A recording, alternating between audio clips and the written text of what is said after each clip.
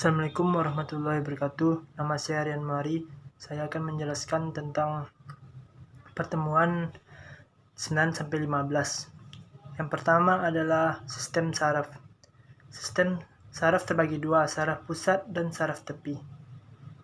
Saraf pusat adalah bagian yang anatomi tubuh yang sangat lunak, sehingga secara evolusi bagian ini dilindungi oleh tengkorak dan ruas tulang belakang. Sistem saraf pusat dibagi menjadi dua bagian, yaitu cerebrum dan sumsum tulang belakang, medula. Yang kedua yaitu sistem saraf tepi atau sistem saraf perifer, adalah bagian dari sistem saraf yang di dalamnya sarafnya terdiri dari sel-sel yang membawa informasi ke saraf sensorik dan dari saraf motorik. Sistem saraf pusat yang terletak di luar otak dan sumsum tulang belakang. Yang kedua adalah sistem saraf pada olahraga.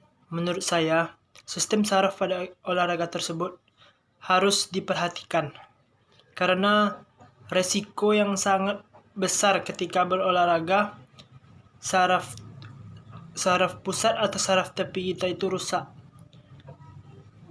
akan menyebabkan pada manusia tersebut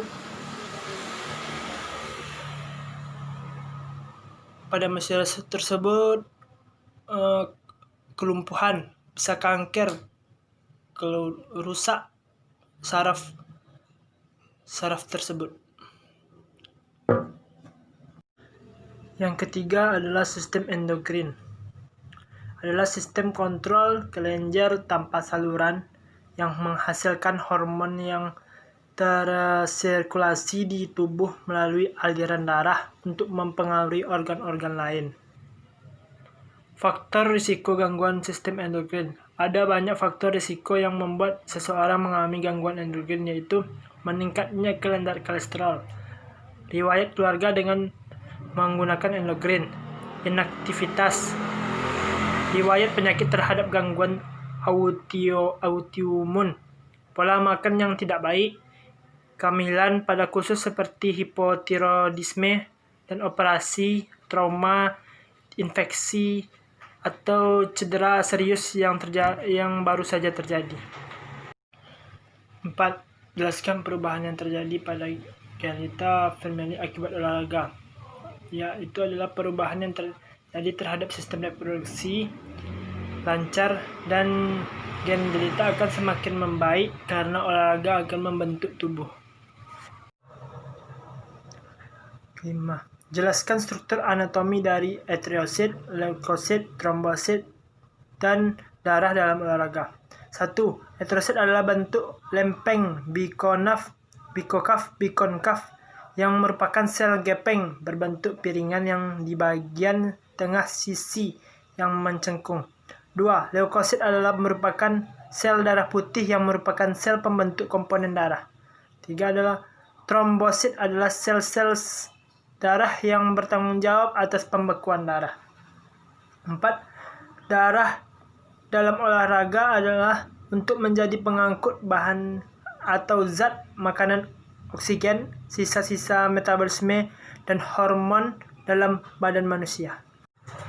Panca indera, mata, dan telinga. Panca indera penglihatan berfungsi saat cahaya diproses oleh mata dan ditafsirkan oleh otak.